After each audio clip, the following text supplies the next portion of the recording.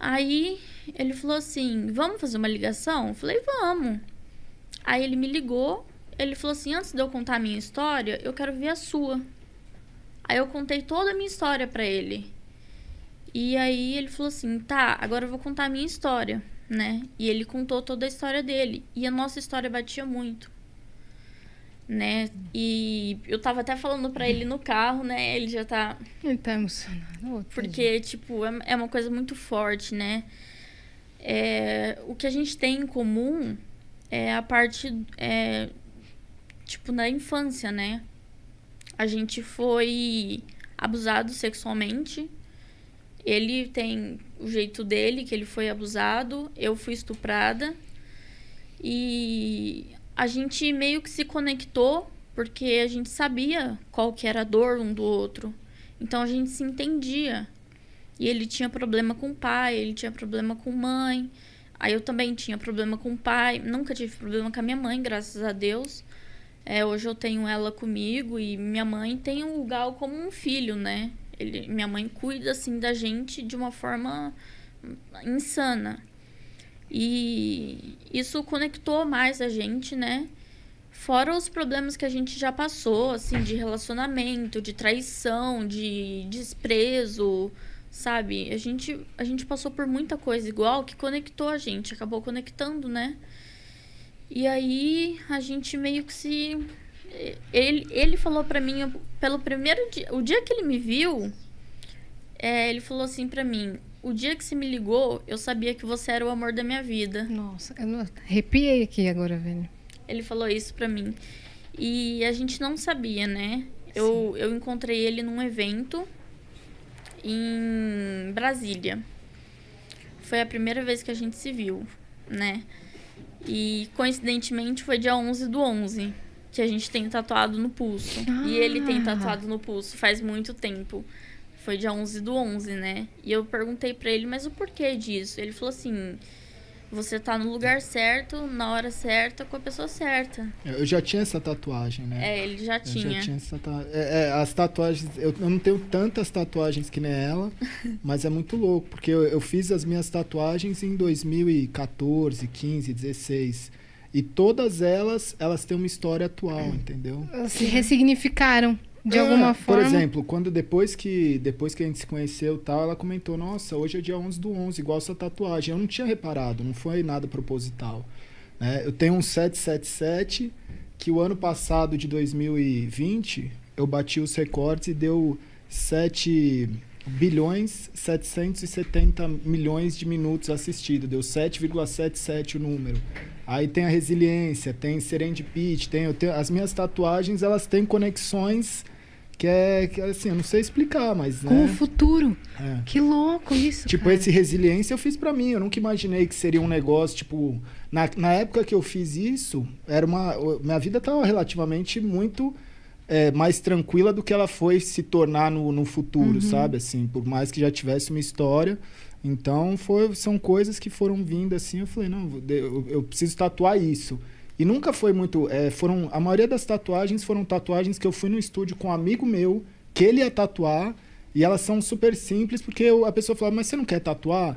Aí eu falava, mano, não sei se eu quero tatuar. Aí eu pensava alguma coisa e falava, mano, vou tatuar isso aqui. Era na hora, assim. E depois que você vinha descobrir o significado. Que louco isso. E aí a gente se viu na BGS de 2019, né? E aí a gente conversou, tudo 2018. mais. 2018? Acho foi 2018? Não foi? Foi. Vocês começaram a conversar no final de 2018. Ah, foi. Foi, porque passou, É verdade. Foi 2018. Aí aqui? Em São Paulo. Em São Paulo, na A BGS. Isso. Os dois já moravam aqui? Ela morava em Sumaré. Eu morava em Sumaré. Tá. Lá perto de Americana. Aí você vinha pro evento e voltava? Tá. Aí às vezes eu vinha pra São Paulo, ficava na casa dele aqui, a gente ficava junto. Mas assim, a gente começou na amizade. A gente conversava muito, né, como amigo e tal. E ele tava num relacionamento. Só que o relacionamento dele já não tava tão bom. E na época ele fumava muito cigarro, né? E eu não gostava tanto, tipo, o cheiro me incomodava, assim, eu não... Hoje em dia eu nem ligo mais, nem me importo, mas na época eu já era meio assim, né?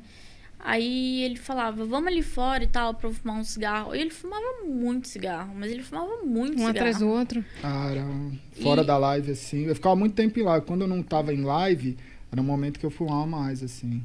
Porque era muita tensão, né? E aí eu falava, cara, isso não faz bem pra ele. Mas de uma certa forma eu conseguia conversar com ele como amigo e falar, meu, isso não te faz bem, sabe? Mas assim, a escolha é sua. Não falei, pô, para de fumar cigarro, sabe? Eu acho que isso não é certo. As pessoas têm que fazer as suas escolhas, né? E aí a gente saía lá pra fora, conversava. Aí ele falou assim, meu, eu tô com muita vontade de te beijar. Aí eu falei, não rola. Aí ele falou, mas por que não? Aí eu falei, porque eu não gosto de você. Aí ele falou assim, mas você precisa gostar de uma pessoa pra você beijar ela? Eu falei assim, eu não fico com uma pessoa sem gostar, porque pra mim não faz sentido. Eu vou te beijar por quê se eu não gosto de você? Aí ele Dessa falou, forma, né? Então, e ele entendeu, ele me respeitou totalmente.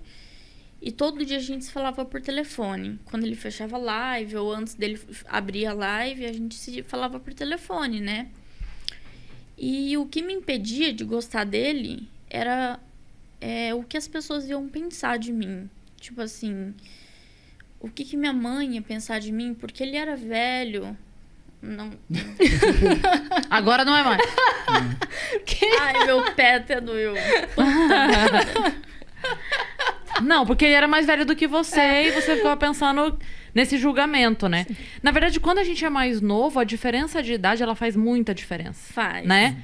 Quando vai passando o tempo, a pessoa de 40, a pessoa de 32 já não assusta tanto, mas a pessoa de 25 com a de 17, você fala, meu Deus, não, como, né? Então, Tinha quanto tempo de diferença, assim? Então, foi um porre, porque ele começou a conversar comigo, ele falou assim, a primeira pergunta que ele fez, você é maior de idade? Aí eu falei, sou. Ele falou assim, eu não acredito, porque eu tinha muita cara de novinha, e ninguém acreditava. Aí ele falava, eu não acredito, mostra uma identidade sua. RG, né? Aí eu tive que tirar uma foto da minha CNH e mandar pra ele. Aí eu falei, tá aí, sou maior de 18. Aí ele falou, então posso conversar com você de boa. Aí começamos a conversar e tal. E nessa BGS a gente conversou muito, tipo, sobre a vida, sobre nossos problemas. E batia muito uma coisa com a outra, sabe? Se encaixava. E aí, nas nossas conversas, antes da live dele, depois da live dele, que a gente conversava muito por telefone, ele falava assim pra mim, você se bloqueia de sentir alguma coisa por mim, porque você tem medo do mundo lá fora, das pessoas, como elas vão te julgar, o que elas vão falar. Porque eu tinha 18, ele tinha 30. Você tava com 19, eu tava com 35, né? Então, tipo, era muita diferença de idade. Sim. E eu fiquei pensando, eu falei, mano, o que meus amigos vão falar pra mim? Tipo, o que meus amigos já não gostavam dele. Então eles já falavam, meu, cai fora, esse gaulês não presta, tipo, o cara usa droga. Aí eu falava, mano, o meu irmão chegou a falar pra mim, esse cara tem cara de drogado.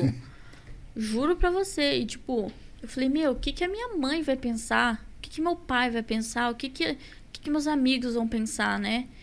E aí, isso me bloqueava muito de sentir alguma coisa por ele. Então, eu fui meio que me abrindo com ele aos poucos, falando, olha, eu não consigo sentir alguma coisa por você por conta desse bloqueio que eu tenho do mundo, né, lá fora. Aí ele falou assim, mas você prefere escolher o mundo lá fora ou você prefere ser feliz? Tipo, dá uma oportunidade, dá uma chance, sabe? Mostra pra você mesmo que você consegue. Você falou a coisa certa. Ele falou pra mim, você merece ser amada. Você já passou por tanta coisa ruim, você merece uma pessoa que te ame, sabe? Que cuide de você. Então, aos poucos, eu fui gostando dele. Só que ele tava nesse relacionamento que já não tava dando certo. Aí, o que aconteceu? Não, já tinha terminado. Nessa época aí que a gente tava nessa conversa. Então, foi na BGS. Então, na BGS. Na BGS já tinha. Você tava no vai e vem. Tava? Tava, eu Tinha lembro. terminado e voltado? Não, tipo não, assim, já não tava pra terminar, mas não... eu não tinha... Eu acho que nessa época aí eu já não tava mais encontrando Porque ela também não era daqui de São Paulo. Não, tava na época do, tipo, não vou ver mais, mas eu preciso ainda botar um ponto final, entendeu? Saquei. Uhum.